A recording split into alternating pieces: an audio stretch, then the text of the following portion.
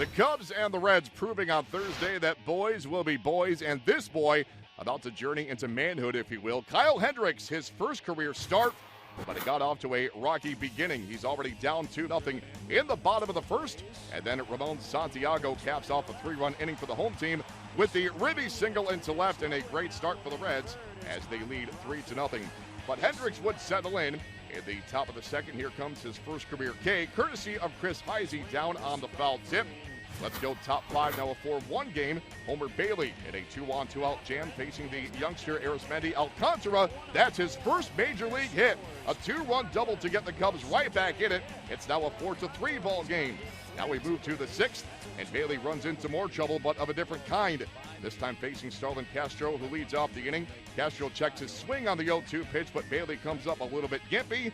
And on the very next pitch, not even a pitch. It never makes it to home, as Bailey in some real pain now. Checked on by the trainers, he would come out of the game with a slightly strained right knee.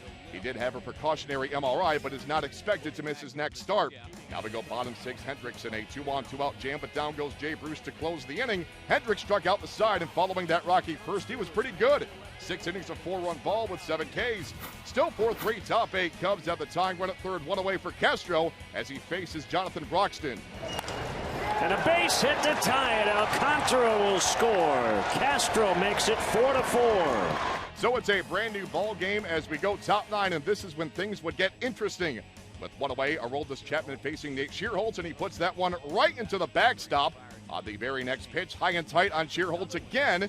Intentional or a temporary loss of control? We're still not sure. Later in the at-bat, down goes Shearholtz. That's out number 2.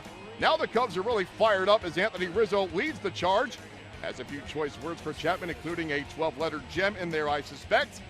2 batters later, it is Junior Lake who grounds out to close the frame as we go bottom 9, tied at 4. Now as Chapman walks off the mound, he hears some more barking from the Cubs dugout, but he dismisses it with a wave of his glove. Now between innings, Rizzo is really fired up. He is ready to throw down. The benches would clear, and a potentially ugly scene unfolding at Great American Ballpark, but thankfully, cooler heads would prevail, and somewhat remarkably, nobody was ejected from this game. It is still 4-4 top 12. Luis Valbuena digs in 0 for 4, 3 Ks up to this point. He faces J.J. Hoover with 2 on and 2 down. 3-1, hit in the air to deep right. Way back toward the wall.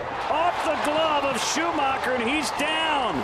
Couple of runs will score. Valbuena on his way to third. He's going to be sent by Gary Jones. And he will be out at the plate.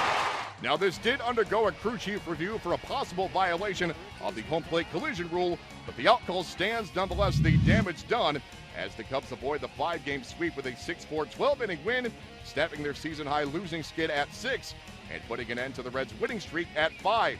Anthony Rizzo went 0 for 4, but he did win the NL Final Vote competition and will head to the All-Star game in Minnesota.